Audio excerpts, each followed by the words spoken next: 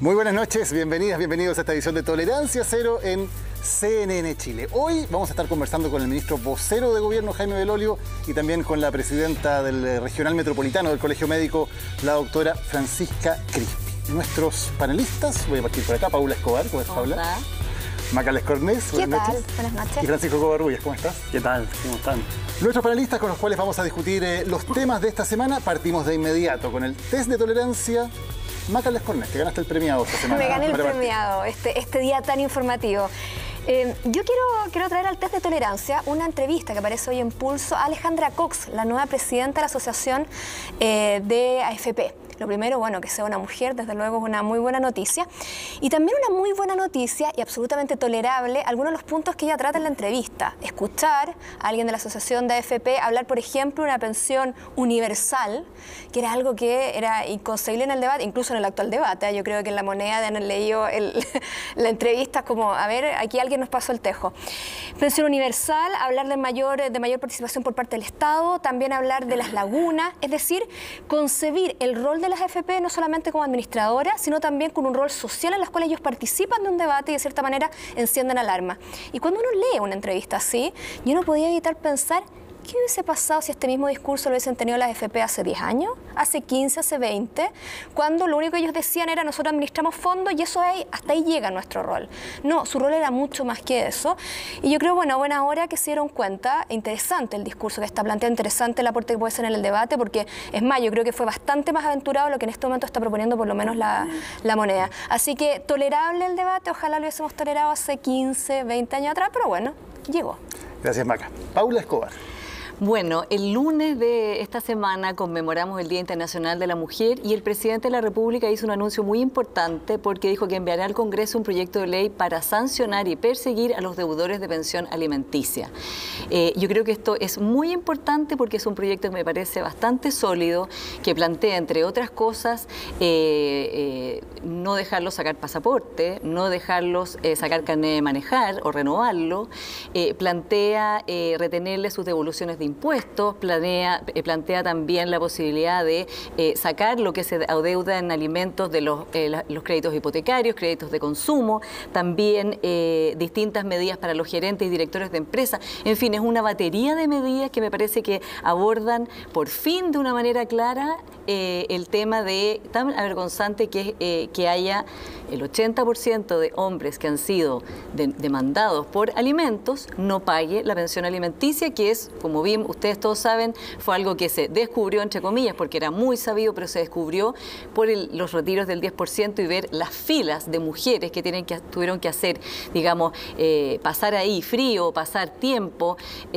porque sus exparejas no se hacían cargo de lo mínimo, que es pagarle los alimentos a sus hijos. Así que me parece que pasa completamente el test de tolerancia, son medidas efectivas, son de fondo, va a haber además un registro nacional de deudores de pensión alimenticia que va a ser obligatorio consultar por las otras instituciones, así que yo creo que es robusto y me alegro mucho por la justicia que se le haga a las madres y a los niños y niñas de Chile. Muchas gracias, Paula. Voy a seguir yo. El año pasado, y esto fue algo muy celebrado, el ministro de Hacienda le encargó a 18 expertos un informe sobre las exenciones tributarias, privilegios que ciertos grupos de poder han ido amasando y manteniendo a través de los años y que les permiten pagar menos impuestos de los que deberían en condiciones normales. En base a él se iba a elaborar un proyecto de ley. El informe se entregó en enero, pero ahora el nuevo ministro de Hacienda, Rodrigo Cerda, sabemos que el ministro anterior se fue como candidato presidencial. De la ley, nada. El nuevo ministro decidió guardar esto en el fondo de un cajón, bien al fondo, o como dijo más elegantemente cuando le preguntaron qué había pasado con el proyecto de las exenciones, en este momento nuestra urgencia es recuperar el empleo y la economía. Mala respuesta, porque estos fondos que se podrían obtener hasta un punto del PIB, según este comité de expertos, servirían precisamente para crear nuevos empleos y para impulsar la economía. Siempre hay excusas cuando intereses poderosos entran en juego, lamentablemente, pero eso es menos aceptable que nunca hoy, cuando tenemos un problema de déficit fiscal importante, cuando las cuentas no están cuadrando, cuando expertos relevantes dicen, por ejemplo, que la reforma de pensiones del gobierno no está bien financiada. Estas platas se necesitan más que nunca.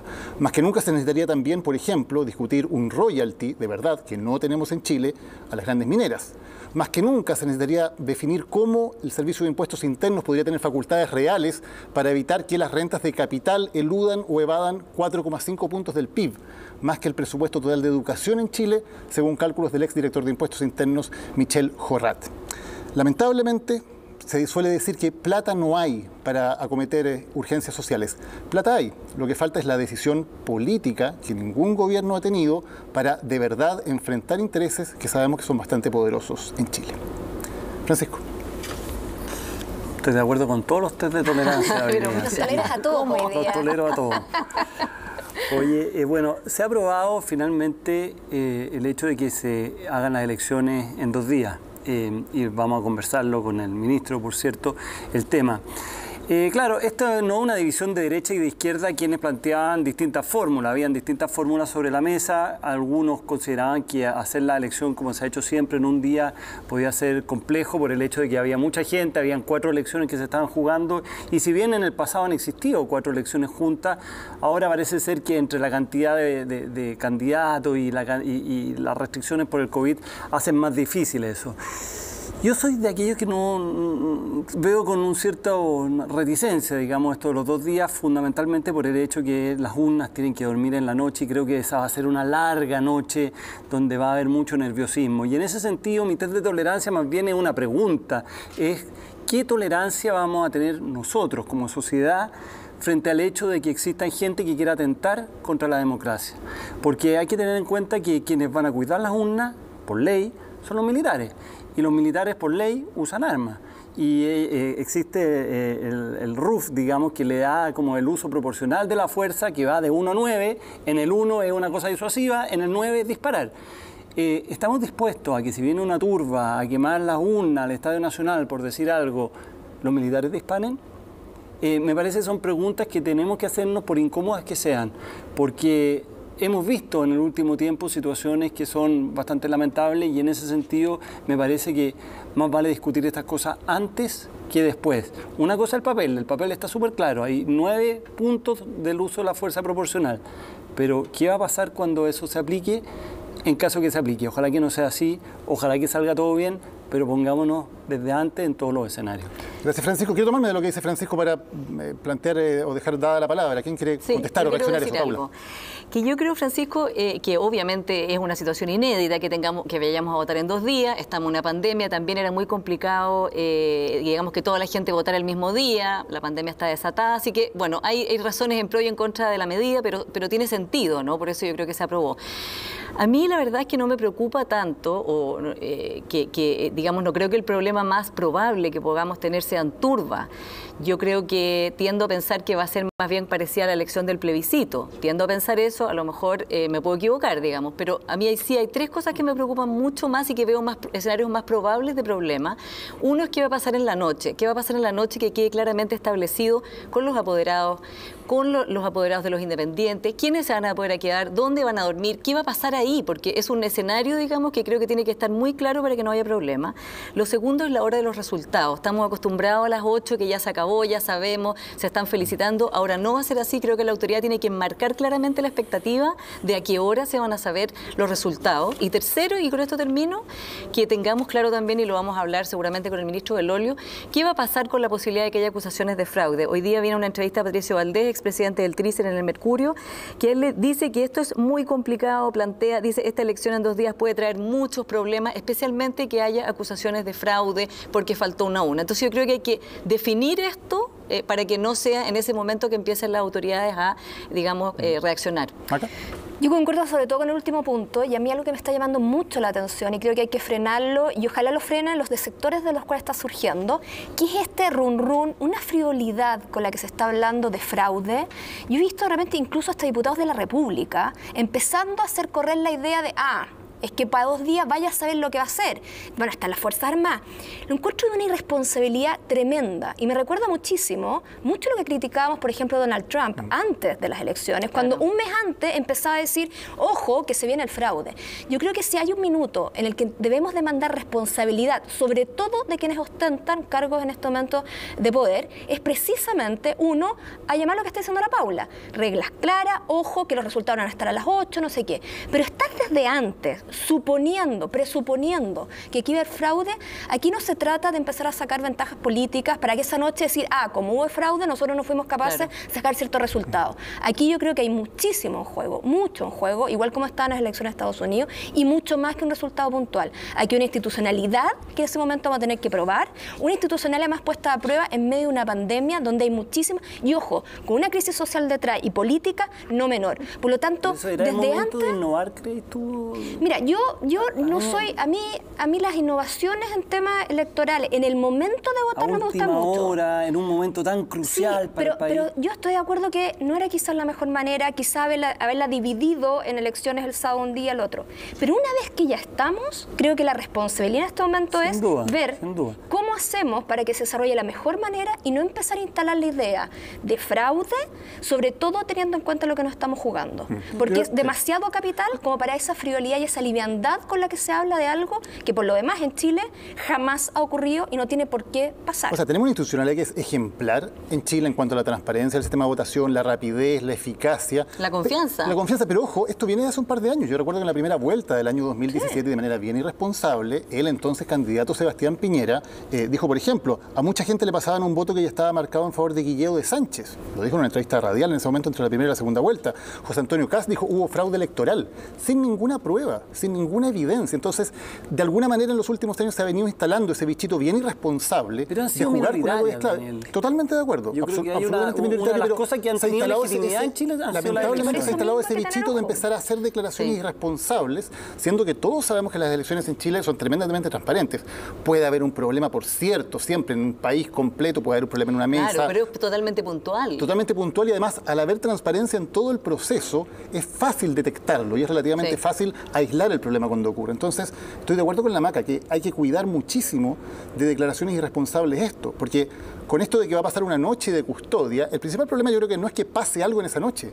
El principal problema es que las fake news y los grupos de WhatsApp empiezan a sacar una foto de cualquier cosa y a inventar con esto que hay un fraude. Y ese es el problema principal. Yo creo que el escenario de las fake news y esto que ha pasado ahora, que claro, Francisco, obviamente no es lo ideal, pero yo creo que frente al punto de que la gente o no fuera o se contagiara, como que fue, creo que una decisión muy complicada, digamos, muy difícil de tomar. Hoy día realmente lo que hay que llamar a la clase política, como decía la Maca, a que no se den estos gustitos. O sea, que si no ganan, que si los resultados no son para su lista como querían, si no le resultó con la... Y prudencia, Paula, si lo que hay que hacer es muy prudente, porque además es un escenario en el cual nunca nos hemos enfrentado. Por lo tanto, cualquier cosa que se salga, entre comillas, del rango, dice, ojo, que las proyecciones no, porque a estas alturas diríamos, va a ser todo muy nuevo. Por lo tanto, la responsabilidad de quienes van a ser voceros ese día, de uno, no estar empezando a gatillar cosas, porque además son las típicas cosas que después nadie se hace responsable. Claro. Nadie, no sé, yo dije no, pero yo dije porque es un poco, acuérdate lo que tuvimos con el diputado Fuenzalía y las vacunas. Llega y se lanza como, no, es que yo pensé, a ver, ojo, cuando usted es autoridad, una cosa es lo que tú puedes conversar entre tus amigos, la sospecha de un grupo de WhatsApp, y otra cosa es decirlo ante un micrófono a través de unas redes sociales cuando estamos ante una situación tan limitada. Que yo insisto en el punto de que una cosa es el punto político de los actores políticos y otra cosa es la posibilidad de que existan hechos violentos. Si estamos en un país donde han ocurrido hechos violentos en el último tiempo y por lo tanto ojalá que no sea así, ojalá que sea todo tranquilo como fue en el plebiscito, pero podría existir. Y entonces en un local de votación donde hay 4 o 5 militares con armas y llega una turba, bueno, ¿cuál es la forma como se contiene eso? ¿Hasta dónde estamos dispuestos a aceptar el uso de la fuerza proporcional? Me parece que esa pregunta va en paralelo con lo que tú has planteado en cuanto a la responsabilidad que tienen que tener los actores políticos. Por eso puede existir con una votación de un día o con 2 días, digamos. Sí, pero siempre hay una posibilidad hay un escenario más probable. Ahora, yo quiero decir que la última elección en que todos votamos, que fue el plebiscito, también no tenía precedente. Ojo, una elección en medio de una pandemia, un plebiscito. Pero fue la votación clásica. Pero fue, digamos, también había dudas antes. Después todo el mundo fondo estaba feliz, pero fue la duda de cuánta gente va a ir, no, qué y va a estaba pasar. también el antecedente de la prueba de aptitud académica, donde había habido hechos de violencia, y me dije, esto va a terminar igual, La van a PSU entrar... Maca, se te cayó el carnet un poquito. Perdón. Pero ahora... ¿Qué dije? ¿Bachillerato? No. El bachillerato no. La PSU, pero acuérdense que era lo mismo. Todo el mundo decía, oye, van a venir aquí las turbas, se van a robar los votos, ¿qué vamos a hacer los militares? No pasó. Bueno, hay que estar Entonces, igual yo creo preparado, que por se cierto. puede. Hay que estar Desde preparado para luego. esos escenarios, Pero para por eso cierto. tenemos gente que está preparada para eso y gente que tiene que estar planificándose para eso. Y ¿saben quién tiene que estar planificando eso? Y le vamos a preguntar a nuestro siguiente invitado, al vocero de gobierno, que tiene un montón de temas de los cuales conversar, incluida una renuncia esta tarde en un puesto clave de La Moneda. A la vuelta vamos a estar conversando con Jaime Belolio.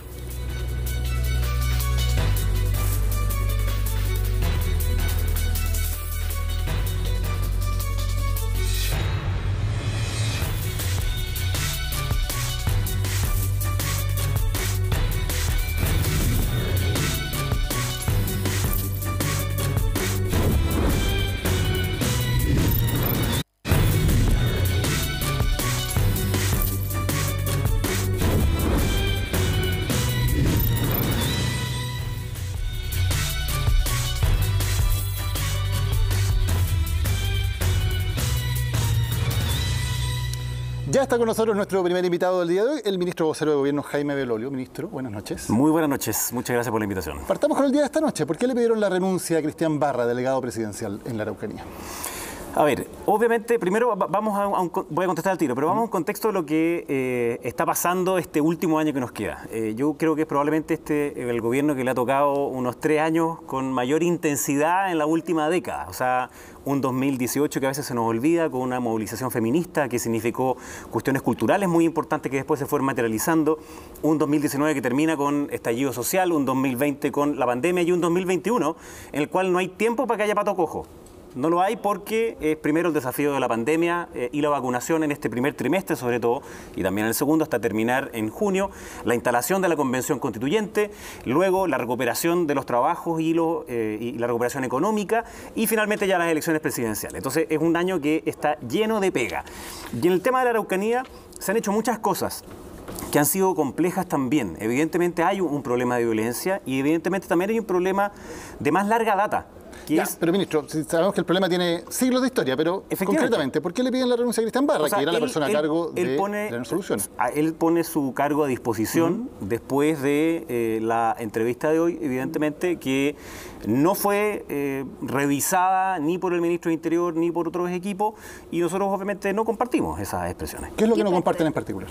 No, hay una serie de cosas ahí que no son adecuadas toda vez de que nosotros valoramos el trabajo que han hecho las Fuerzas Armadas y su colaboración, que ha sido permanente durante la pandemia, por supuesto que de acuerdo a lo que establece la Constitución y lo que establece los estados de excepción en su rol. Y así también, por ejemplo, en Colchane, gracias, digamos, a el decreto 265, ellos también prestan una colaboración y en la Araucanía también lo hacen. Pero, y ojo con una cosa, ellos nunca pueden sustituir la labor de los policías. Siempre lo que han hecho en la Araucanía es prestar una colaboración en términos logísticos, en términos, por ejemplo, de claro eso? ¿Perdón? Cristian Barra no tenía claro eso, porque es bien preocupante lo que él dice, lo voy a citar textualmente. Encuentro insólito que estas personas de las Fuerzas Armadas lleguen a las reuniones con abogados para decir por qué no pueden hacer las cosas que uno quisiera. ¿Qué cosas quería el gobierno a través de Cristian Barra que las Fuerzas Armadas hicieran y ellos tienen que ir con abogados para decirles esto no es legal? Primero, una cosa sobre el abogado es que existe un acuerdo internacional en que se debe prestar asesoría jurídica a las Fuerzas Armadas cuando están, por ejemplo, en estados de excepción. Entonces no es nada raro, digamos, que lo estén. Pero él encontraba insólito que llegaran con abogados. Entonces, y ahí me voy a la segunda parte. Nosotros sí hemos visto una colaboración permanente y un ánimo de colaboración por parte de las Fuerzas Armadas a prestar la ayuda que deben hacer en el contexto de la pandemia. Y igual que como cuando fue, por ejemplo, el terremoto.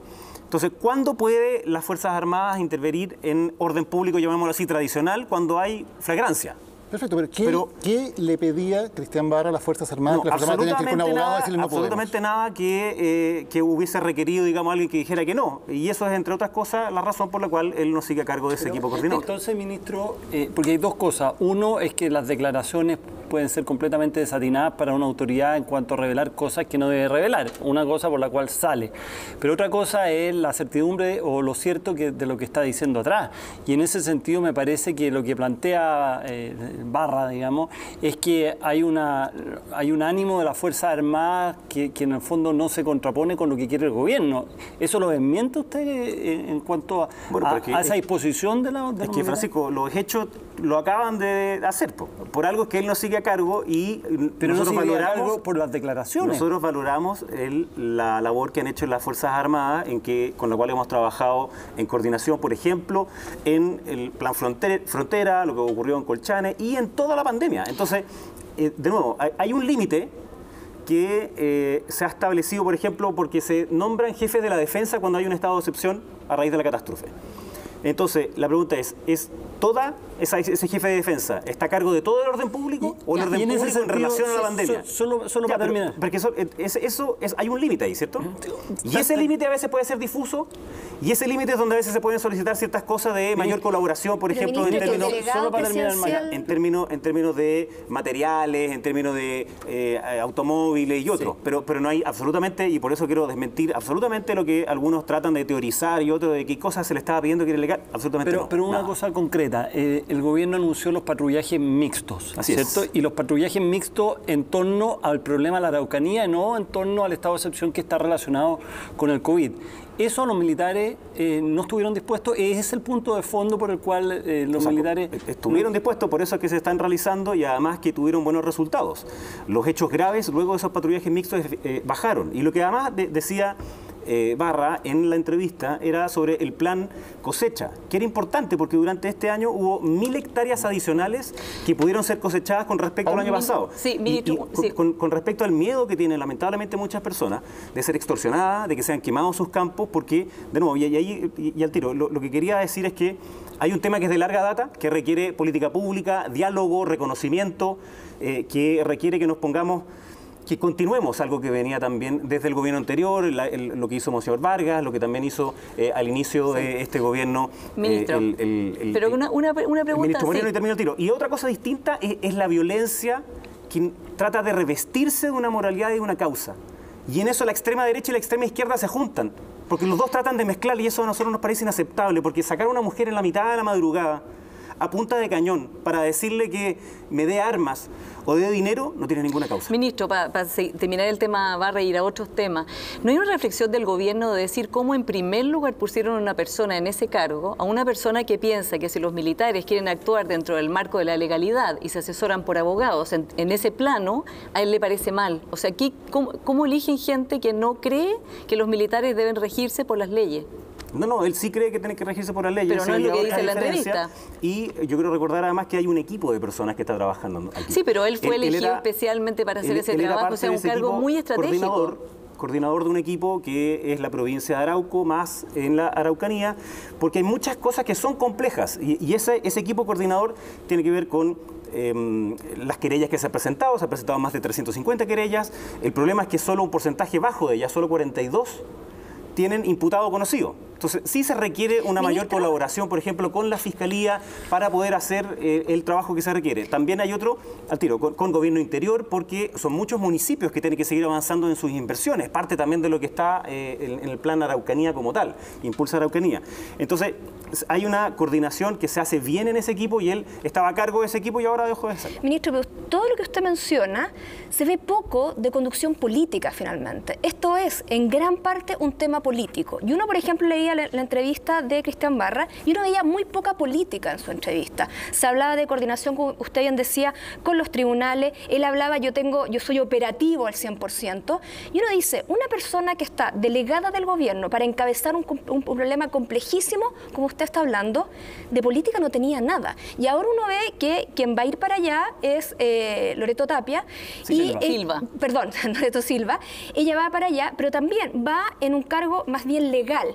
¿Cuándo van a empezar a hacer política ahí? ¿Cuándo van a mandar a alguien que realmente tome la conducción política de un tema complejísimo que va mucho más allá de un tema, por supuesto, militar, policial, judicial? ¿Cuándo? Lo que pasa, Maca, que eso es como el intento de mezclar las cosas que yo he tratado de decir que tienen que separarse. Porque la política no tiene que ver con los ataques terroristas. La política tiene que ver con cómo solucionamos el tema de larga data. Y de allí el ministro Moreno, de ahí insisto, en la comisión Vargas que se hizo durante el gobierno de la presidenta Bachelet, hicieron una serie de acuerdos. Pero todo el plan Moreno paró con el caso Catrillanca y ustedes no lo retomaron. No. Sí se ha retomado y está en el interés del gobierno el seguir haciéndolo. Y así lo ha manifestado también el presidente Piñera. Pero al mismo tiempo se requiere que haya un convencimiento de todas las fuerzas políticas, de todas las autoridades, sobre que es inaceptable que algunos justifiquen la violencia. ¿Pero quién está a cargo de eso? Hay una cuestión política, o sea, la conducción política del gobierno evidentemente la hace el presidente, los ministros somos parte, digamos, él nos delega ciertas tareas y en esto está el ministro de Interior, por algo es que Rodrigo Delgado viajó allá, junto con los jefes de las policías, con el jefe del Estado Mayor Conjunto, en seguir coordinándose ahí, empezaron los patrullajes mixtos, ya han tenido, yo no quiero ser exitista en esto, pero algunos resultados que han sido un poco mejores. Pero ministro, usted sigue hablando del tema estrictamente de seguridad, lo que le digo que al principio del gobierno del presidente Piñera que hubo una apuesta política encabezada por el ministro de Desarrollo Social, Alfredo Moreno, con una mirada mucho más amplia, por cierto, del problema, que es en parte de seguridad, pero tiene otras aristas. La pregunta es, ¿ya no hay nadie a cargo de eso? No, esa parte, por supuesto, la ministra Rubilar también ha estado a cargo de ello y ha viajado varias veces a la Araucanía en este sentido. Y se pueden anunciar otras cosas más en adelante, y el presidente ha querido convocar también a distintos actores sobre la Araucanía, de nuevo, para decir, mire, hay un camino que tiene que ir en paralelo, de diálogo, de reconocimiento. Hay proyectos de ley que están puestos ya en el Congreso que pueden avanzar. Y no habían avanzado porque no había acuerdo con la oposición también para sacarlos adelante. Yo creo que ya es momento que sí los saquemos adelante. Pero eso es distinto a lo urgente e inmediato que tiene que ver con el fin de la violencia. Ministro, hablando de nuevo de las Fuerzas Armadas, ¿usted está de acuerdo con que quienes atacaron el monumento a Baquedano son antichilenos? A ver, yo entiendo el dolor que le produce a las Fuerzas Armadas el que Manuel Baquedano, que fue un héroe de la Guerra del Pacífico, hay un grupo de personas, de nuevo, violentistas, delincuentes, que la discusión no es sobre Manuel Baquedano, la discusión es sobre la violencia. Por tanto, decir que es sobre Baquedano es simplemente eludirlo. Lo que ocurre lamentablemente en Plaza Baquedano durante harto tiempo es que hay un grupo de personas que quiere secuestrar esa plaza, que ha hecho que la convivencia para todos quienes viven alrededor sea imposible y para quienes transitan allá. Y no solo eso, sino que además se sienten respaldados políticamente porque se presentó un proyecto de ley por parte del Partido Comunista y el Frente Amplio que decía que si tú tirabas una bomba molotov a una carabinera, le quemabas la cara, en verdad eso no tenía que ser punible. Que el homicidio frustrado en el contexto de una manifestación no puede ser punible. Ese tipo de señales son gravísimas. Y por tanto, el problema no es Manuel Baquedano, el problema es la violencia. Pero solamente para cerrar, solamente para cerrar el tema de las Fuerzas Armadas. Usted dijo que no era una deliberación, sino que una opinión. Tienen las Fuerzas Armadas que tienen el monopolio del uso de la fuerza, el monopolio de las armas que le entregamos todos los chilenos, y eso les entrega una serie de limitaciones a la libertad de lo que pueden decir, evidentemente, mientras tienen ese monopolio. Pueden usar expresiones que son así de tremendas, porque nos retrotraen un tiempo en que tratar de antichileno a una persona significaba que esa persona podía morir, podía desaparecer. ¿Es correcto que las Fuerzas Armadas usen ese tipo de expresiones? Pero, Daniel, ¿usted diría que no? Hoy día estamos en una democracia. Por eso, en una democracia las Fuerzas Armadas no deliberan. Claro, pero decir algo no es deliberar, porque tiene que ver con el accionar posterior. Y en eso no ocurre. Y entonces... Perdón, no entendí eso. No hay un accionar luego de haber dicho algo. O sea, las Fuerzas Armadas pueden hacer cualquier cosa siempre que no hagan algo después. No, yo no he dicho jamás eso, Daniel. Lo que usted dice que deliberar tiene que ver con una acción posterior. Obvio, pues. Deliberar tiene que ver con que sigues una acción que no es la que la autoridad civil está mandando. En este caso eso no ha ocurrido, ni va a ocurrir. Pero pueden Entonces, opinar, es muy distinto, o pueden decir cualquier cosa. No saques conclusiones de lo que yo no he dicho. Entonces, es muy distinto el que una persona diga que es una expresión que daña nuestro patrimonio, que daña nuestra identidad y por tanto que lo califican de esa manera, que yo no lo calificaría así, pero ellos pueden hacerlo y eso no significa que de ahí se siga otra cosa porque estamos en una democracia. Por tanto, estamos restringidos todos por ese Estado de Derecho. Pero una democracia, solo les voy a dar solamente para arreglar el punto, las Fuerzas Armadas en una democracia no pueden decir cualquier cosa, no pueden expresar cualquier opinión, tienen limitaciones a su libertad de opinión, no pueden, precisamente por su rol. Decir cualquier cosa porque no pueden hacer cualquier cosa, sino que están limitados por lo que se le entrega el poder civil y en este caso evidentemente están bajo el mando del ministro de Defensa. Ministro, la remoción de la estatua del general Baquedano le ha traído muchísimas críticas de su sector. Le han dicho que esto es una derrota monumental, que no han sido capaces de vencer a la violencia, que esto es que en el fondo no tienen ni el interés político ni la voluntad de haber cambiado esto. ¿Usted piensa realmente que con esto se han desapegado de sus electores de derecha, digamos que los ven como un tremendo fracaso para ustedes? A ver, yo cada vez que he hablado con alguna persona que dice algo así como esto significa la derrota frente a la violencia, digo, perdón, aquí hay un problema que es mayor, que es la legitimidad del uso de la fuerza. La herencia que tuvimos nosotros en Carabineros desde el gobierno pasado fue el caso Huracán y fue el fraude. Y de ahí no pasó nada en ese gobierno. Nosotros tuvimos que sacar todo el alto mando. Y luego vino el caso Catrillanca, que evidentemente fue muy complejo, y luego vinieron los hechos posteriores al 18 de octubre. Las policías de hoy día son distintas a las policías después del 18 de octubre del 2019. Y han tenido que cambiar las reglas de uso-fuerza que tú hacías mención, han tenido que hacer una serie de cuestiones que es clave. ¿Del gobierno? Entonces, absolutamente no, absolutamente no. Nosotros debíamos hacer eso. El Consejo de Monumento, en este caso, unánimemente dijo que había que sacarla. ¿Por qué? Porque un grupo de delincuentes fue a cortar las patas del caballo en el día de la manifestación del 8M, pudiendo inclusive haber matado a personas que estaban manifestándose. Pesa 4 toneladas. Sí. Podrían haber matado a personas. No les importaba claramente porque son delincuentes que no tienen ni una causa. Entonces, claro, pero el fracaso que se le atribuye es no haber logrado contener esa situación para que no le cortaran las patas al general, digamos, al final, después de un año. Lamentablemente lo que ocurre es que, de nuevo, hay algunos que sienten que les prestan ropa frente al uso de la violencia, que saquear los centros de las ciudades. ¿Pero quiénes le prestan ropa? Porque eso se repite mucho. Se presentó un proyecto de ley por parte del Partido Comunista y del Frente Amplio que le presta ropa a la violencia porque dice que quemar los centros, quemar las iglesias, tratar el homicidio frustrado no debe ser punible cuando es en el contexto de una manifestación.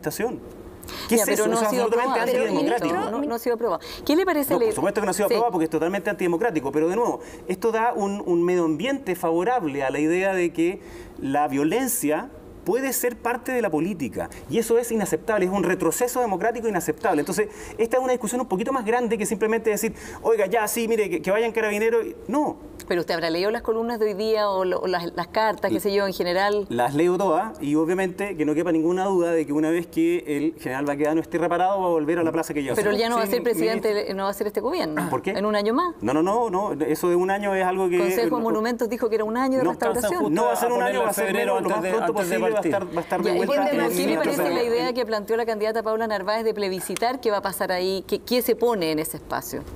Yo creo que siempre es válido que uno pueda discutir, digamos, qué pasa con nuestros monumentos, con nuestras tradiciones, qué pasa con nuestro patrimonio. En este caso, al menos durante este gobierno, nosotros vamos a hacer todo lo posible para que cuanto antes Manuel Baquedano esté en la plaza que lleva su nombre. No, yo estoy de acuerdo que esto no tiene que ver con Baquedano, porque los mismos que quemaron el hotel, los mismos que quemaron la iglesia, los mismos que quemaron el café literario, los mismos que quemaron, en fin, tantas cosas, quemaron a Baquedano. O sea, esto no tiene nada que ver con la discusión en el mundo respecto a qué monumentos tienen que estar puestos y exhibidos. Pero sin embargo yo quiero preguntarle si el gobierno como tal, que ha como delegado esto en el Consejo de Monumentos Nacionales, quería sacar la estatua. O sea, a nosotros nos hubiese gustado primero que no fuera vandalizada la estatua. Está claro, pero habiendo sido vandalizada, pero dicho eso, ¿el gobierno quería sacarla? Pero es que lo que pasa es que en esto es importante lo técnico, Francisco, porque la primera vez que el Consejo de Monumentos dijo que no era necesario, cuando había sido varias veces vandalizada y repintada una y otra vez. Y imaginémonos por un segundo otra cosa. ¿Qué es lo que ha pasado por los ojos de Baquedano desde que está allí, en estos 93 años? Desde que Pedro Aguirre Cerda lo pone allí, desde que se le rinden esos honores. ¿De la estatua, dice usted? ¿Ah? ¿De la estatua? Sí, pues. Carlos Ibáñez. Perdón, Carlos Ibáñez. Le ha tocado... Ibáñez era un dictador, Aguirre Cerda era presidente democrático. Después, sí. Le ha tocado muchas cosas. Le ha tocado ver muchas cosas. Como dictador. Pero le ha tocado ver dictaduras, democracia, celebraciones, alegría y lamentablemente desde hace un tiempo delincuentes. Y esa no es la manera en la cual nosotros queremos que nuestro país esté conducido. Entonces, a eso es lo que hay que ir a hacerse cargo. Ministro, obviamente que no nos hubiese gustado, Francisco, sacarla. Pero en concreto... Pero en este caso había un riesgo de vida de las personas, claro, y eso es lo más importante. El análisis que se hacía en el gobierno era decir, la imagen de una estatua cayendo es mucho peor que, como quien dice, sacar la estatua con la excusa de que hay que restaurarla. Eso es así. Obviamente, como tal, tú reconociste, no es una discusión sobre Baquedano, sino que es la lógica anarquista de la destrucción por la destrucción, revestida de moralidad por una izquierda radical que presenta proyectos en el Congreso para decir que eso no debe ser punible porque está en el contexto de una manifestación. Entonces, a eso es un problema grave. Pero, ministro, también no corresponde también una autocrítica de cómo terminamos con un tema de una estatua, de sacar o no poner una estatua, y hemos terminado con una guerra cultural, histórica, política, completamente sobredimensionada. Veíamos las imágenes, 1000 carabineros sitiando un pedestal, o sea, ni siquiera una estatua, una puesta en escena que uno dice completamente desproporcionada a rato con lo que hemos visto en otras ocasiones, y uno dice, no hay una autocrítica de cómo se manejó todo esto, cómo terminamos con algo que era de orden público, es decir, de lograr controlar a, no sé, 100 vándalos, los mismos carabineros decían, acá hemos logrado que sean menos gente, 100 vándalos que estaban ahí, no podían controlarlo, y no que termináramos con lo que hemos terminado y con estas imágenes de todo sitiado por carabineros como si estuvieran, no sé, custodiando la moneda, y es un pedestal que ni siquiera tiene nada encima. Ah, de la tumba del soldado desconocido. Bueno, sí, perdón. Lo que pasa es que eso es súper importante porque yo no minimizaría, primero no está sitiado, lo que está ahí es querer proteger el mismo lugar que de nuevo tiene un daño estructural producto de que unos delincuentes lo quemaron. Entonces, no es cualquier cosa. Por tanto, si se encaraman allá arriba, efectivamente podrían también producir un derrumbe. Entonces, necesitaba eso ser también protegido, que es lo que está ocurriendo. Segunda cosa, lo que es desproporcionado es la violencia. Entonces, volvamos al tema de ahí. Es la legitimidad del uso de la violencia para algunos en la lógica también había una política. Desproporción en el uso de violencia por parte del Estado. O sea, yo creo que también cuando hablamos de violencia no es solamente la de un lado. El Estado ha tenido una desproporción en el uso de la violencia tremendo. Cuando usted dice que ha visto Baquedano también ha visto lo que ocurrió. Por supuesto, si vio dictadura y vio la recuperación de la democracia. Con este gobierno, entonces también hay algo más completo. Hay un tema central, que es que, a diferencia de otras veces, por ejemplo, cuando es del Estado, tiene que haber sanciones frente a esa violencia. ¿Y cómo se hacen esas sanciones en una democracia? A través de la Fiscalía y a través de los tribunales. ¿Y qué es lo que nos están planteando algunos? Que ni siquiera se deberían investigar esas causas, porque no pueden ser punibles. Entonces, hay una desproporción gigantesca frente a aquellos que insisten en la violencia versus aquellos que queremos que haya paz y orden público para que pueda haber deliberación, para que puedan haber diferencias de opinión, etcétera. ¿Ministro? De eso se trata también la discusión que tenemos que tener durante este año y particularmente el tiro, Daniel, lo que puede pasar en la Convención Constituyente. Nosotros tenemos esperanzas puestas allí y queremos custodiarla frente a aquellos que la amenazan, que quieren boicotearla, que quieren rodearla y violentarla. Nosotros creemos que ese es el momento. Si no pudieron custodiar la estatua, ¿cómo van a poder custodiar la Convención? Porque hay una cuestión de legitimidad también de las personas. Es lo que pasó con el plebiscito. Yo entiendo la discusión sobre la votación en 2 días, que pueden haber cierto temor. Los mismos existían también para el plebiscito. Me acuerdo que un par de días antes del plebiscito mismo fue la oposición en bloque a decir el gobierno va a ser medido por la participación en el plebiscito. Obviamente después no nos felicitaron, pero porque fue un trabajo conjunto además. Fue el Congreso, fueron las distintas autoridades políticas, fue también las Fuerzas Armadas. Lo mismo tiene que pasar en el caso de la elección en 2 días y creo que también es lo mismo que tiene que pasar en la Convención Constituyente. Sí. Tiene que haber diálogo. Nosotros esperamos que haya 2/3 dedicados al diálogo y entregarnos un nuevo pacto social, cuya parte más visible va a ser la Constitución, pero también es cómo nos miramos entre nosotros y nos volvemos a respetar. Pongámosle más diálogo a la conversación entonces, ministro, porque quiero pasar a otro tema, que es el de la pandemia, un tema fundamental. Hoy día tenemos lamentablemente cifras de 100 fallecidos al día. Estamos en niveles muy parecidos a los del pic de mediados del año pasado, mientras por otro lado la campaña de vacunación avanza con un tremendo éxito. El gobierno endureció la fase 2 de manera muy clara, el 96% del país en cuarentena este fin de semana, medidas también bastante estrictas, pero bastó que la Iglesia Católica reclamara para que de inmediato se volviera atrás en una parte del plan. ¿No es una mala señal que ante un grupo de poder que reclama inmediatamente se empiecen a flexibilizar medidas como, por ejemplo, el tema de la asistencia a los cultos? Bueno, Daniel, la libertad de culto es parte de la esencia de las constituciones de todas partes del mundo. Y eso es algo que es relevante también, sobre todo cuando viene un mes en que Semana Santa no solo para los católicos, sino que también es para las personas de la fe. Todas las libertades hoy día están intervenidas, la libertad de desplazamiento, sí, pero hay algunas que, por supuesto, pueden ser más justificables de acuerdo a la pandemia y otras que no. Y en este caso, lo que se está diciendo es que es exactamente igual que lo que ocurría antes, 10 personas máximo en interiores, 20 personas máximo en exteriores. Claro, pero es que eso es lo que ocurría antes. Especialistas y el Colegio Médico dicen que no es correcto, no sirve en este momento de la pandemia flexibilizar este tipo de medidas y por eso se han tomado una serie de restricciones pero yo no he que en este caso se están flexibilizando. No he visto ningún paper científico que diga que eso pasa en las misas, digamos, o en otros ritos religiosos. Y además, ojo con una cuestión, la espiritualidad de las personas... Pero eso pasa en cualquier lugar donde haya gente... Daniel, la espiritualidad de las personas no es algo a minimizar, es algo que es muy importante en términos de la salud mental. Entonces, yo no soy practicante, digamos, pero más allá de eso, yo creo que es relevante. Entonces, cuando uno lo mira solo desde una sola perspectiva, claro, puede ser como disonante, pero tiene que mirarlo desde otras perspectivas también. Y por supuesto que siempre vamos a estar disponibles a revisar el plan paso a paso porque va evolucionando, va cambiando y queremos que sea lo más razonable posible. Y te termino el tiro. Sabemos que marzo es particularmente un mes muy complejo en términos de los contagios. Sí, ministro, pero déjeme interrumpirlo, justamente por eso, porque estamos, como dice Daniel, en un pic gravísimo, pero a la vez el gobierno está muy contento con el proceso de vacunación, que ha sido muy exitoso y reconocido por todo el mundo, pero acá hay un informe en que dice el gobierno está sacando cuentas alegres con el resultado de vacunación y cómo esto va a empezar a redituar en términos de la famosa inmunidad de rebaño, pero la verdad es que no se está dando eso, o sea, parece que hay un desfase entre la expectativa del gobierno de cuándo se iba a generar y la realidad. ¿No cree que ese triunfalismo está jugando en contra? No ha habido ni una gota de triunfalismo ni exitismo con respecto a la vacunación. Hay algunos que tratan de restarle mérito a todo, nosotros lo que hemos tratado de hacer es compartir los méritos. No, pero aquí le damos el mérito totalmente. Entonces, no, pero es que no es solo del gobierno. Esto fue también de las universidades, es también de científicos, es también de los alcaldes, es también del personal de salud. Eso está establecido, el éxito de la vacunación. Exacto, está claro. Pero cada vez que nosotros hablamos del éxito de la vacunación decimos, ojo, esto no ha terminado.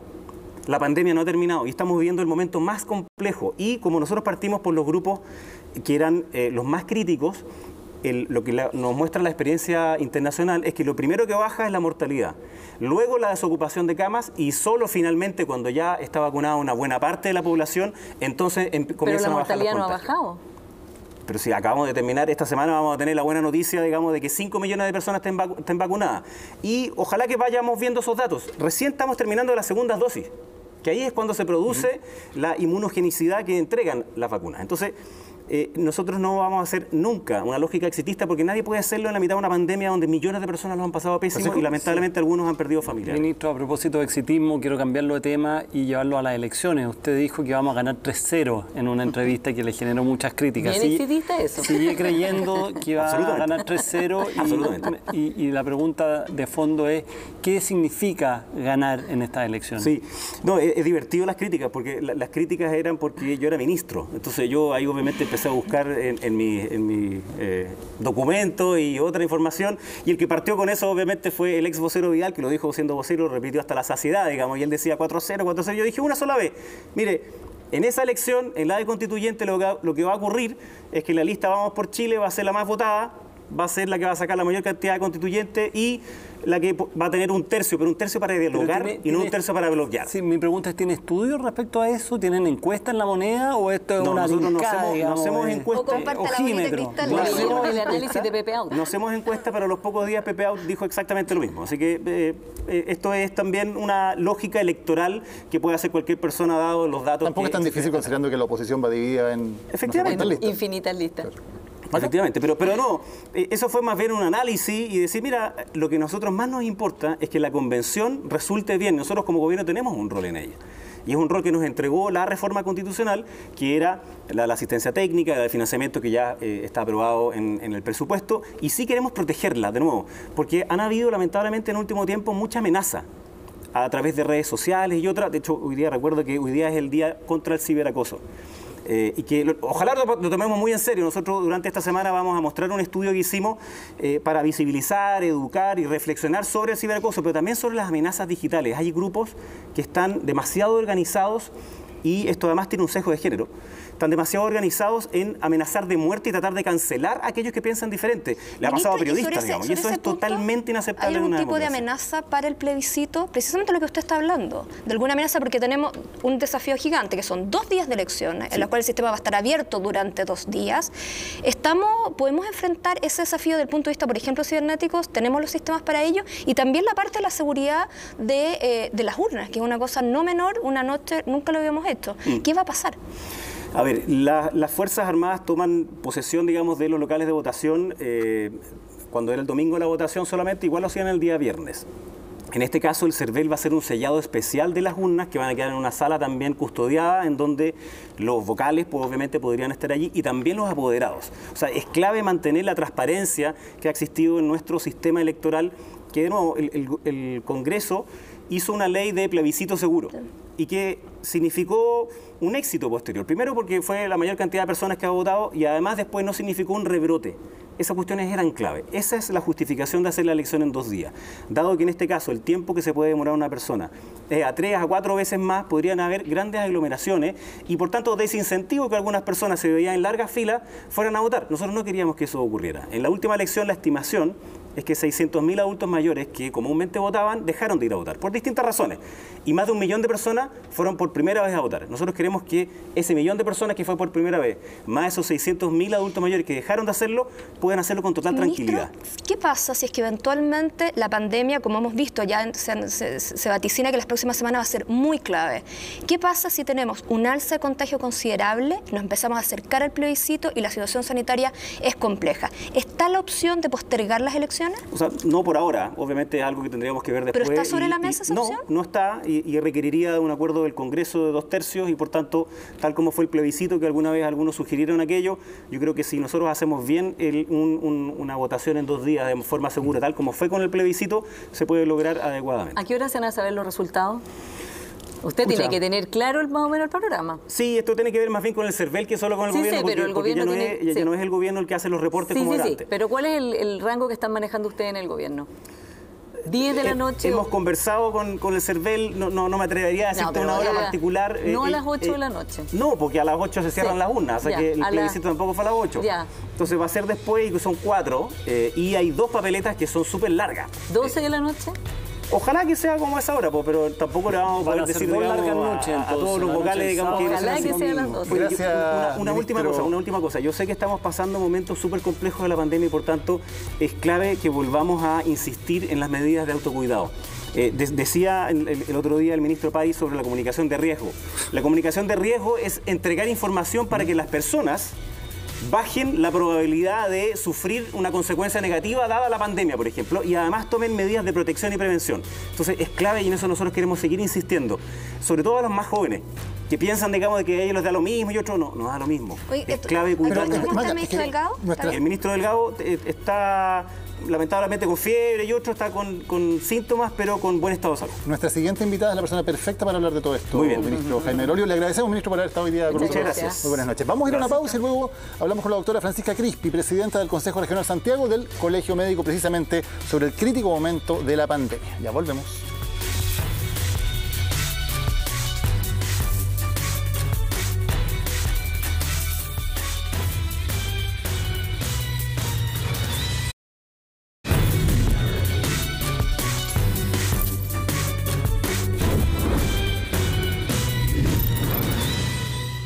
Estamos de vuelta, como decíamos, la pandemia está llegando a niveles realmente graves en términos de contagios, en términos de hospitalizaciones y también en términos de fallecimientos. 100 fallecidos reportados en las últimas 24 horas, tema del que vamos a hablar con nuestra siguiente invitada, presidenta del Consejo Regional Santiago del Colegio Médico, la doctora Francisca Crispi. Doctora, bienvenida, buenas noches. Hola, muy buenas noches. Paula. Doctora, quisiera partir preguntándole por lo más grave en esta ola en que estamos ahora con un pic de muertos y realmente como en los peores momentos de la pandemia. Bien concretamente, ¿esto es por el permiso de vacaciones a su juicio? ¿Qué es el peor escenario que podemos esperar con todo esto? ¿Y cuáles son las medidas que usted ha pedido adicionales a las que ya ha tomado el gobierno? Sí, creemos que el permiso de vacaciones tuvo algún rol en que hayan aumentado los contagios, ya que han aumentado súbitamente las primeras semanas de marzo. Y frente a eso también se sumó los cambios en el plan paso a paso, en el cual en la fase 2, que es una fase de mayor confinamiento, se permitió la apertura de casinos, la apertura de gimnasios, el funcionamiento de los malls, la apertura de cines, de teatros, todas actividades de alto riesgo que no tienen mucho sentido sanitario que tengamos funcionando en fases de mayor confinamiento, por lo que se juntaron distintos factores. Además se dio un mensaje de mucho éxito con la vacunación, que es cierto, nos ha ido muy bien con eso, pero al mismo tiempo la vacunación toma un tiempo en tomar efecto y ese efecto todavía no lo hemos visto, por lo que es necesario que mantengamos las medidas de cuidado y también la comunicación de riesgo. Sí, doctora, pero el ministro París dice que no se debe al permiso de vacaciones, sino a las conductas de riesgo de la gente de juntarse en las casas, que no tiene que ver con ese permiso que también se hizo para descomprimir a las personas que estaban muy estresadas de estar encerradas, etcétera. No contamos con los datos pormenorizados para poder decir, el gobierno no los ha compartido, para ser sincero, pero pero sí se pidieron más entre 4 y 5 millones de permisos de vacaciones, por lo que existió una gran movilidad. Sabemos que el virus se mueve con las personas, sabemos el efecto que, por ejemplo, en la región de Coquimbo esto provocó en términos de que rápidamente las camas UCI colapsaron, luego de que llegaron muchas personas a pasar sus vacaciones ahí. También pasó lo mismo en la región de Valparaíso, por lo que creemos que hace sentido desde el punto de vista epidemiológico y sanitario que puede haber tenido un rol y también eso se suma a la liberalización de las fases del paso a paso. Doctora, precisamente sobre ese punto, la liberación de las fases, recién estábamos conversando con el ministro Belolio sobre la decisión de la fase 2, ir para atrás y permitir, por ejemplo, en el caso de los cultos que se junten por el tema de Semana Santa. ¿Qué opinión le merece la medida? Creo que el plan paso a paso ha perdido su sentido sanitario. Y es necesario que volvamos a conquistar a la ciudadanía con un plan... ¿Sanitariamente no es recomendable? Sanitariamente no es recomendable que se permitan aglomeraciones, que es lo que se permite con los cultos religiosos. Se permite que, siendo que en la fase 2 se han permitido reuniones de 5 personas en una casa, acá se permiten reuniones de 10 personas y al aire libre 20 personas. Lo que creemos que no es que estemos en contra, obviamente, de ninguna actividad ni de limitar ningún culto religioso, muy por el contrario, pero sí estamos en una situación sanitaria muy compleja, con las camas UCI totalmente colapsadas a nivel nacional y en la región metropolitana también una situación muy crítica, por lo que creemos que no tiene sentido para la ciudadanía que se permitan ciertas actividades y otras actividades no. Por esto perdemos la confianza que tenemos que recuperar para aumentar la adherencia a las medidas sanitarias. Doctora, a propósito de eso, me gustaría saber si en los datos que tienen ustedes ya se empieza a ver los efectos de la vacuna. Hoy día salía en el diario, ¿cierto?, como un gráfico que maneja el gobierno, pero que no lo ha dado a conocer respecto a cómo estaría incidiendo esto. Si uno compara lo que pasó en Israel la curva empezó a caer cuando tenían del orden del 25% de la gente vacunada, pero uno no puede sacar conclusiones por un solo país. Entonces me gustaría saber si ustedes están manejando datos y están viendo los efectos de la vacuna en aquellas personas que ya tuvieron su vacunación. Sabemos que la vacuna todavía no tiene efecto en la transmisión a nivel nacional del virus, o sea, se mantiene un aumento de la transmisión, que no sabemos si es que es por el rebote post vacaciones o si es por otros factores, pero sí todavía la vacuna no ha logrado disminuir la transmisión a nivel nacional. El gráfico que hoy día muestra el Mercurio, en el cual hay una disminución de las hospitalizaciones de los mayores de 70 años, no podemos, es prematuro atribuir ese efecto a la vacunación, ya que vemos que, por ejemplo, cuando vemos el gráfico de junio, también se dio ese quiebre en la curva. Eso se puede ver, por ejemplo, un sesgo de que se está hospitalizando más a las personas más jóvenes, ya que estamos en un contexto de colapso de camas. Por lo tanto, no lo sabemos, no sabemos si ese es un efecto de la vacunación. La situación de Israel es distinta a la de Chile. Israel está vacunando con otra vacuna y también ha mantenido menor circulación viral con medidas más efectivas de distanciamiento social, por lo que son situaciones distintas y creemos que el mensaje hoy día no tiene que ser el de celebrar por cómo nos está yendo con el proceso de vacunación, a pesar de que reconocemos el éxito, sino de llamar a la ciudadanía a mantener al máximo las medidas de cuidado, ya que en los próximos meses probablemente no veamos el efecto de la vacunación. ¿Cuándo lo vamos a ver? ¿Cuándo podemos ver el efecto de la vacuna? ¿Cuándo ustedes prevén que podríamos empezar a notar que esas cifras que está mostrando el gobierno efectivamente se consolidan? Depende qué cifras, porque bueno, la vacunación... Bajar la mortalidad y la hospitalización, claro, por lo pronto. La vacunación de adultos mayores partió el 3 de febrero, por lo que 15 días después de la segunda dosis, o sea, en algunas semanas, vamos a poder empezar a ver la disminución en la mortalidad de los grupos de personas mayores vacunadas. Con respecto a la hospitalización también, una disminución en la hospitalización de esos grupos. La dinámica de contagios no sabemos cómo se va a dar y ahí hay harta incertidumbre con respecto a cuándo vamos a alcanzar esta inmunidad de rebaño que tanto se habla, que es finalmente cuando hay una inmunidad en la población que permite que el virus deje de circular. Pero para eso hay que ser claros que para que el virus para que ese proceso llegue, es muy importante que tomemos todas las medidas para que el virus circule lo menos posible. Si tenemos más circulación viral, nos vamos a demorar más en alcanzar esta inmunidad de rebaño, que también tiene otros factores que inciden en ese proceso, que también son las nuevas cepas, que no sabemos bien cuál va a ser el rol de las vacunas con respecto a eso. Usted decía recién, y lo quiero citar textualmente, tenemos las camas UCI totalmente colapsadas. ¿Qué significa eso en la práctica? ¿Estamos llegando al temido dilema de la última cama? En realidad, bueno, a nivel nacional tenemos más de un 94% de utilización. En la región metropolitana es cercano a eso. La situación de nuestros colegas que nos comunican es que en muchos hospitales, por ejemplo el Hospital del Carmen, el del Carmen de Maipú, que nos comunica que no tiene disponibles camas UCI, por lo que tienen que trasladar pacientes.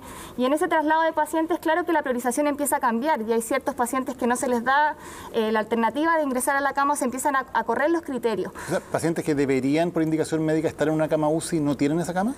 Empiezan a flexibilizarse los criterios de entrada, que siempre hay que priorizar en salud, siempre tenemos que priorizar, pero cuando tenemos las camas UCI totalmente colapsadas, empezamos por un lado a hospitalizar pacientes en otras condiciones, por ejemplo en los servicios de urgencia, como tuvimos que hacer en la primera ola, y también hay que entender que las camas no es solamente la cama crítica, sino que también es el personal de salud asociado a esa cama crítica. Y cuando yo no tengo un equipo de UCI disponible para poder atender esa cama, claramente los cuidados empiezan a empeorar. Por lo que también es un factor que tenemos que considerar. La ocupación actual compromete los cuidados de la población y por eso somos tan enfáticos en que es necesario disminuir los contagios, porque si no van a seguir aumentando el colapso de la red sanitaria. ¿La situación, doctora, diría que es tan grave como en el invierno del año pasado? Sí, es igualmente grave que el invierno pasado. Tenemos más de 2.000 pacientes hospitalizados en camas UCI por COVID-19 en todo Chile y se suman otros factores, se suma el cansancio del personal de salud, está realmente agotado, tenemos un nivel de sintomatología de salud mental que es abismante.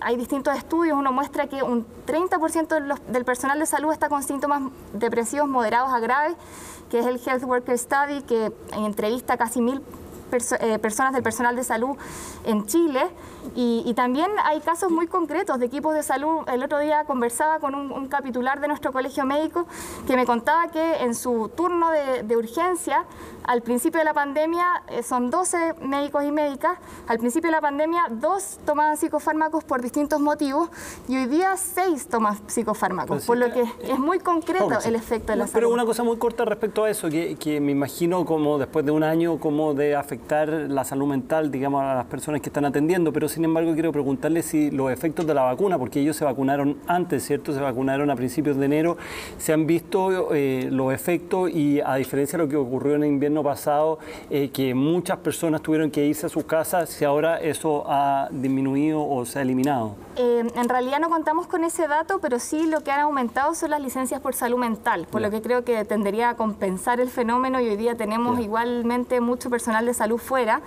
Los servicios de salud nos reportan y también el sector privado que hay entre un 20 y un 30% del personal de salud con licencia médica por principalmente problemas de salud mental, burnout y consecuencias de una pandemia que ha sido muy devastadora para el personal sanitario.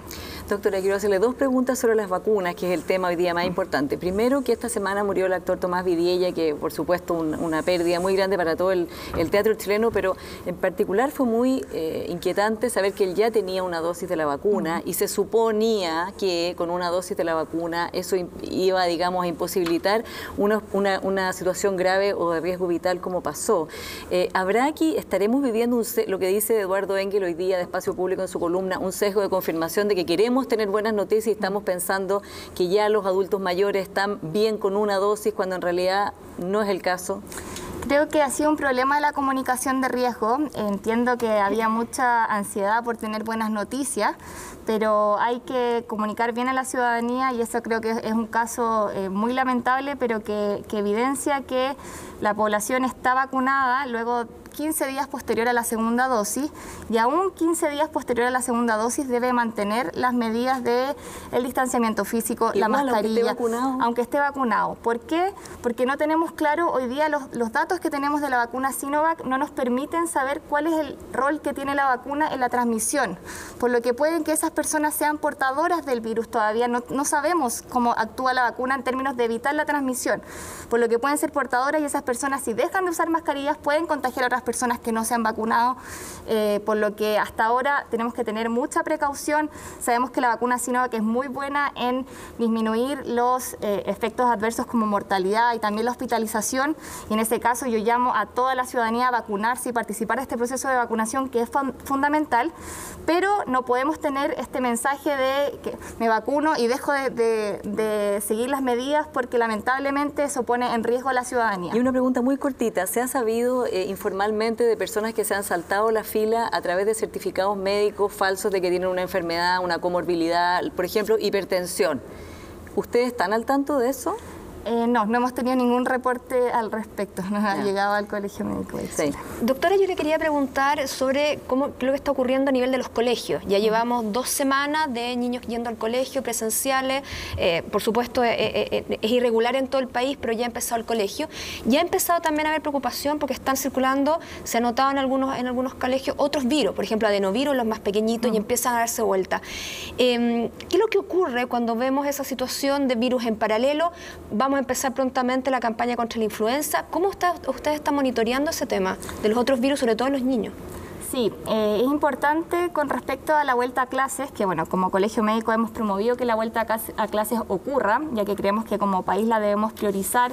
Creemos que es muy importante para los niños y niñas del país la presencialidad, y esto tiene una serie de efectos negativos en términos de su salud, el que hayan tenido las clases presenciales suspendidas tanto tiempo. Sin embargo, para que exista una vuelta a clases segura tienen que existir ciertas condiciones epidemiológicas. Nosotros desde el Colegio Médico y en sintonía con el Consejo Asesor proponemos que esta vuelta a clases sea en comunas fase 3 y que se haga una especie de piloto en esas comunas con mejor control epidemiológico para tener mejores controles de brote. Por lo tanto, aquí por ejemplo región metropolitana fase 2, por lo tanto, ¿no deberíamos estar en clases presenciales? No en estas condiciones. Según el Consejo Asesor y según el Colegio Médico, creemos que es importante que para la seguridad del proceso, ya que la vuelta a clases tiene que estar acompañado de una serie de estrategias de mitigación de los contagios, ¿ya? Y eso sabemos que en los colegios se ha demostrado que se transmite menos el virus, pero se sigue transmitiendo, por lo que tienen que estar asociados protocolos muy claros de control de los contagios y también protocolos de brotes para que sepan muy bien qué hacer en esos casos. Creemos que el proceso ha sido un poco rápido, todavía no se montan las mesas de educación a nivel local, también a nivel nacional, creemos que falta coordinación entre los actores y sería bueno que en las comunas fase 3 y con una priorización clara de la vuelta a clases como actividad esencial, pudiéramos empezar con esta actividad, afinar los protocolos y poder luego tener una puesta en marcha de todo el país que fuera. En ese sentido, la vuelta a clase ha sido un tema discutido en todo el mundo, no ha sido solamente en Chile. En Chile quizás se ha politizado más entre gobierno y oposición, bueno, es parte de lo que estamos, digamos, pero esta es una discusión que trasciende las derechas y las izquierdas, sino de gente más conservadora en lo sanitario o más liberal, no sé, llamémoslo como sea, pero sin embargo existen distintos estudios. Yo estuve viendo la Academia Alemana de Ciencias Naturales, el Centro de Control y Prevención de Enfermedades de Estados Unidos, la Universidad de Hong Kong. Hay un montón de estudios que muestran que los colegios no son particularmente una fuente de riesgo, sino que más bien, sopesando todos los efectos, parece mejor que los niños estén en el colegio. Entonces, en ese sentido, ¿cuán deseable es avanzar en ese sentido? Y usted dice, ok, partamos la fase 3, pero ¿cuán deseable es seguir adelante, digamos, como lo han hecho muchos países que incluso han estado en cuarentena, pero con los colegios abiertos? Creo que es una alternativa que a futuro podríamos conversar, pero es necesario recalcar que la vuelta a clases necesita estrategias de mitigación. O sea, estos colegios que tienen cuarentenas y tienen los colegios funcionando, tienen protocolos muy claros para disminuir los contagios, tienen burbujas entre los cursos para que si es que hay un contagio no termine todo el colegio yéndose para la casa, como estamos viendo en algunos colegios en Chile por falta de esos protocolos. También hay protocolos para el transporte escolar, creo que hay una serie de condiciones que se tienen que dar y a mí me gustaría que a futuro la vuelta a clases las clases presenciales fueran una actividad prioritaria que se pudiera dar en las condiciones de máximo confinamiento, pero creo que ahora no están las condiciones prácticas para que eso pueda ocurrir y creo que es bueno que podamos impartir en comunas en las cuales la situación epidemiológica está más controlada para afinar el proceso y luego podamos tener un año escolar lo más tranquilo posible. ¿Qué tan preocupante en los meses que vienen el tema de las nuevas cepas y particularmente el tema de la nueva cepa brasileña? Sigue abierto el aeropuerto para personas que vienen de Brasil, pero ahora al menos tienen que ir directamente a una residencia sanitaria, cosa que no estaba pasando en los últimos días. ¿Se han tomado las medidas adecuadas para evitar una mayor circulación de esas nuevas cepas en Chile? Es bastante preocupante ya que no tenemos claro cuál es, por ejemplo, el efecto que la vacuna va a tener en estas nuevas cepas y también la mayor letalidad que pueden tener las mismas, por lo que creemos que es muy importante que se tomen mayores medidas al respecto y es parte de las propuestas que hemos planteado. ¿Qué medidas, doctora? Lo primero es el tema de las fronteras. Hay que evitar los viajes lo más posible entre el extranjero y Chile.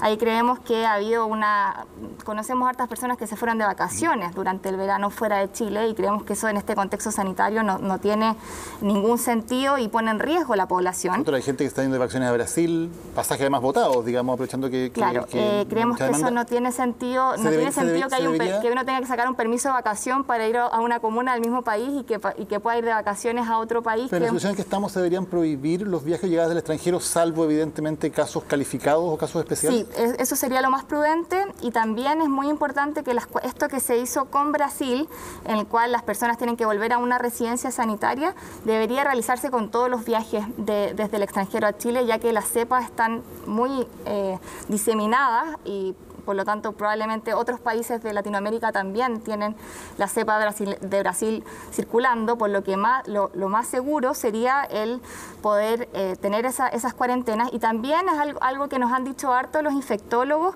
es el tema de la vigilancia genómica. En Chile la vigilancia genómica se realiza por el ISP, también por la... ¿Qué es lo que es la vigilancia genómica? Es como...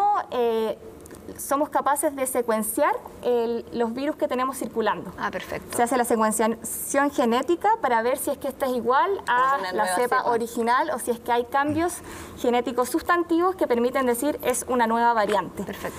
Es muy importante que en Chile podamos fortalecer ese proceso. Hasta el ISP creo que no ha tenido muchos informes al respecto. En enero publicó un informe en el cual estábamos secuenciando un 0,15% de las muestras.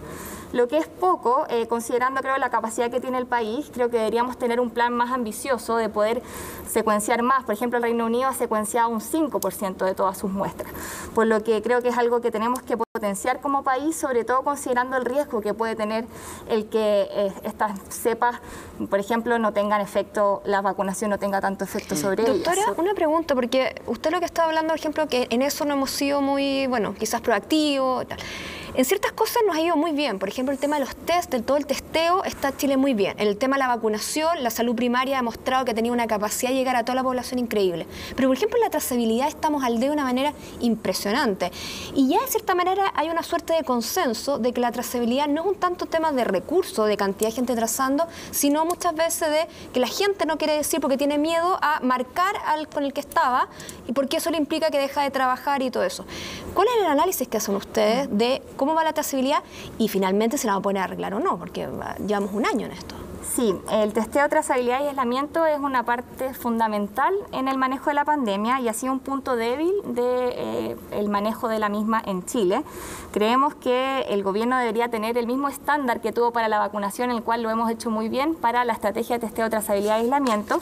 Y ahí, claro, hay una parte que es el rol de la ciudadanía, que yo creo que hay que promover, que por ejemplo, el testeo precoz, que apenas inicien los síntomas las personas se testeen, también que entreguen toda la información, pero estoy en desacuerdo contigo en términos de que creo que los recursos tienen un rol fundamental. Nosotros tenemos un monitoreo de testeo, trazabilidad y aislamiento que lo hacemos con hartas instituciones y eso muestra en casi la última vuelta 200 centros de atención primaria, un 90% decía que les faltaban recursos humanos y económicos para realizar la estrategia de una manera óptima. Tenemos que en la mayoría de los centros, las personas que están haciendo la trazabilidad son las mismas que tenían otras funciones en los centros que también tienen que retomar. Y ahora empieza a competir con el proceso de vacunación, que también lo tienen que hacer los centros de atención primaria. Además, la entrega de recursos, yo hoy día hablé con un director de servicios de salud municipal, ha sido muy inconstante en el tiempo, por lo que la atención primaria no se ha podido planificar en términos de contratar personal por todo el año, 6 meses, para que pueda realizar las labores, sino que ha ido llegando de a poco. Sí, doctora, usted habló del burnout de los trabajadores de salud. Explique bien qué significa eso para que todos entendamos qué están experimentando en este momento aquellos que trabajan en la salud. Sí, bueno, después de tantos meses de una situación tan estresante, que es estresante desde el punto de vista físico, desde el punto de vista emocional, ver en el caso, por ejemplo, de las personas que trabajan en UCI, ver fallecer a tantas personas, ver el caos del sistema de salud, tener que hacer dobles o triple turnos. El personal de salud está trabajando más durante esta pandemia que lo que hacía previamente. Después de todos esos meses de trabajo excesivo se provoca un desgaste a nivel de la salud mental que es muy considerable, que empieza a asociarse a síntomas de salud mental, como síntomas depresivos, a no tener ganas de hacer cosas, a síntomas ansiosos, y eso es finalmente el síndrome de burnout que yo lo veo en mis compañeros de los equipos de salud con mucha frecuencia, y creemos que es algo que está muy extendido luego de un año de pandemia. Sí. Y también creo que hay otros factores que influyen en el burnout. Creo que también han existido, por ejemplo, malos tratos por parte del Ministerio de Salud hacia los profesionales de la salud. Tenemos un problema puntual, por ejemplo, ahora que es con las asignaciones médicas. Las asignaciones son una parte fundamental del sueldo de los médicos y médicas. Tenemos hoy día más de 200 trabajadores en la red pública de salud que no están recibiendo la asignación que les corresponde, que es por el trabajo que realizan por ley. Esta situación es muy frustrante para nosotros como gremio, ya que son trabajadores que se han desvivido por esta pandemia, que han tenido que montar camas exagerando los baños de los hospitales, y sin embargo no están recibiendo el sueldo que corresponde, y el Ministerio todavía se ha negado a solucionar esta situación. Y eso es un ejemplo de cómo eso también influye en la disposición que tienen las personas. Si es que a mí no me están pagando mi sueldo justo, claro que hay una desmotivación que es mayor a realizar las tareas. Doctora, la queremos invitar a nuestra última sección del programa, que es el minuto de confianza. Cada uno de nosotros tiene un minuto estrictamente con reloj para decir lo que quiera al respecto, y al final también va a tener su turno, doctora. Francisco Covarrubias, partimos contigo. Yo parto, bien. Bueno, en las últimas semanas, últimos meses, la verdad, hemos escuchado en los ex personeros de la Concertación acuñar un término que es el socialismo democrático, algo que no había sido común usar en Chile. Lo usó mucho Bernie Sanders en Estados Unidos, pero que sin embargo lo que busca es marcar un domicilio político, y la verdad es que el marcar ese domicilio político, y hoy día lo reitera Paula Narváez, lo ha hecho Heraldo Muñoz, en fin, todo lo que representa la exconcertación, al plantear el socialismo democrático, uno por definición lo que está planteando es que existe un socialismo no democrático, y en ese sentido me parece que lo que está en juego ahí es finalmente si ese domicilio político del socialismo democrático está dispuesto a plantear alianzas con lo que ellos mismos han definido por definición contrapuesta como no democrático. Ese punto yo creo que es crucial de cara a lo que viene, porque pese a estas definiciones que se han marcado, no se ha visto respecto a las votaciones y a las alianzas que se han establecido políticas en Chile. Gracias. Macarena Lescornes, minuto de confianza. Mi minuto de confianza. Yo quiero llamar la atención a mi minuto de confianza, sobre todo a la clase política. Le escuchamos que en varias ocasiones se quejan de la pérdida de confianza en las instituciones, que la gente ya no cree en la clase política, que no está ni ahí con los partidos, etcétera. Pero uno se da cuenta muchas veces que gran parte de eso va por cuenta de ellos. Y sobre todo en lo que ha ocurrido en últimas semanas. Si uno se fija, por ejemplo, en las franjas electorales, uno ve a gobernadores o a candidatos a gobernadores prometiendo cosas que un gobernador jamás va a poder tener sobre la mesa. O, por ejemplo, a constituyentes que plantean como si fuera una cámara legislativa, como si van a tener la posibilidad de legislar sobre políticas públicas que no van a estar dentro de sus atribuciones. O presidenciables que entran dentro de la franja de los constituyentes como si estuviéramos eligiendo un presidente el 11 de abril en lugar de una asamblea constitucional. Yo creo que la responsabilidad que les cabe a ellos, no solamente decir sus ideas, sino realmente demostrarle a la ciudadanía, hacer pedagogía de lo que corresponde a sus labores, es vital, sobre todo no solamente para no levantar falsas expectativas, sino también para jugar limpio.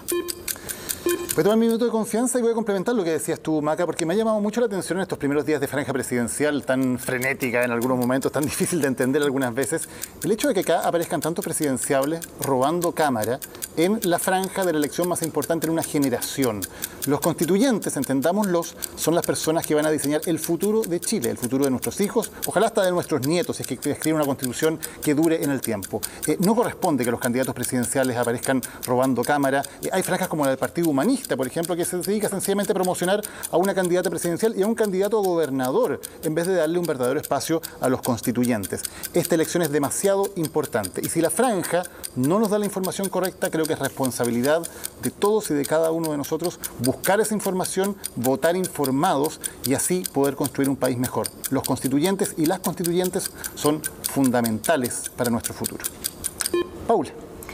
Bueno, yo le voy a dedicar mi minuto de confianza a un proyecto que es el Tinder de los candidatos a la convención. Es un proyecto muy innovador que se llama Votamos Todos y que se trata de una aplicación que se puede descargar en el teléfono en que los candidatos y las candidatas completan un cuestionario de 70 preguntas, también las personas, y igual que Tinder, dicen, yo no uso Tinder, pero los que hace match en quién...